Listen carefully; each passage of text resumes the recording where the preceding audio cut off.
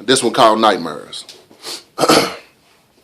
I'm disheartened and ashamed to sit before you today in what will go down in history as the most degrading demonstration of freedom in the history of our nation. In the years not too long ago, the Negro was considered lower than the very ground we stand on at this moment. The joyous song sang of hope and prosperity by a people praying for progress has been drowned out by the ignorant ramblings of complacency from a generation who prides themselves on the promotion of the pilferage of poverty. And on this day of 2014, the Negro is free, but somehow still a slave. A slave to his fear of being great, walking a path of righteousness that leads to places where he will see no familiar faces. A slave to his squandered vision of making an easy dollar, even if it comes at the cost of his very life. Gone are the days where we march for equality to suppress the slovenly sight of segregation, and present are the times where we crawl through the desolate destitutes of degradation. And as I reluctantly reached the other side, I realized that that dream had become a nightmare. Yeah, I had a nightmare. I had a nightmare that the hate we had for each other would manifest itself into the love of fast women and fast money, ironically slowing our people's progression, programmed to idolize murder and material possession. This garbage dumped in our face on a daily basis covers the angelic aroma of truth with the putrid stench of deception and lies. I had a nightmare we would clothe ourselves in these expensively inexpensive rags to hide the fact that we feel naked in the world's eyes.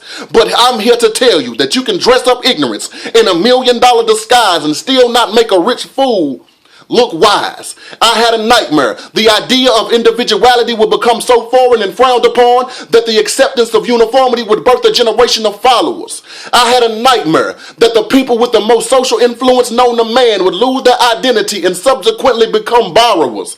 I had a nightmare the helping hand of government assistance would become a hindrance to my people's ambition for improving their position from being poor and just surviving rather than being rich and really living.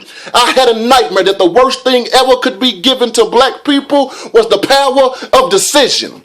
I had a nightmare. It would be more men in prison than there was enslaved, and it's sickening. The sum of a man's life would be valued by a judge and a gavel banging, punctuating his sentence. I had a nightmare that TV would desensitize the remorse for life, and the only interest found would be in the story of death. I had a nightmare a gun would represent power to replace the knowledge my brothers actually lack. I had a nightmare we would allow the media to portray our people as a modern day minstrel act, nickel and dime and shucking and jiving, and ain't nobody got time for that. Listen, the destruction of anything begins with the smallest crack. I had a nightmare we would further weaken the foundation of unity by breaking us down into subsets of self-racism with light versus dark skin, telling that black queen she's only pretty for a dark-skinned girl, blind to the fact that the lightest-skinned black person is still dark to the rest of the world. I had a nightmare that we would feel that family is no longer worth the fight, and there would be more men laying on the down low than willing to stand for what's right, and that woman would aspire to be that bitch instead of a wife. I had a nightmare that being about that life would be about everything but life. I had a nightmare our queens would be brainwashed into brandishing and advertising their body as a product, and the only beauty they would find in themselves would be lost in their physical appearance. Ignorant to the fact that putting a price on her purity adds value to her sex, but puts her soul up for clearance.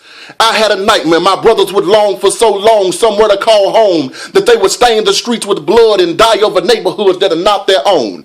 I had a nightmare that the African American race would become the outcast of America, and that the actions of the few would be at the detriment of the many, and we would beg to be judged by the color of our skin because there was no longer any content in our character. I had a nightmare that looks exactly like this reality. And I had a nightmare that freedom is most definitely not free.